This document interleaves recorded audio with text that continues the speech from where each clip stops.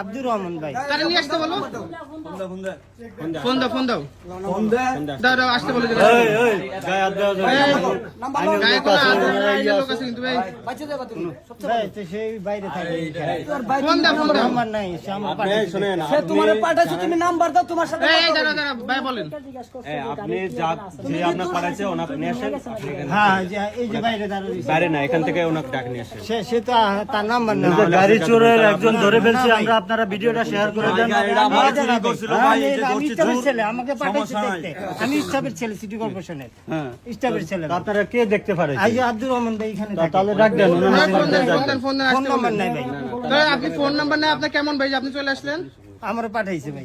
police আসতে না ভাই আমি না ভাই, আমি এটার ভিতরেই না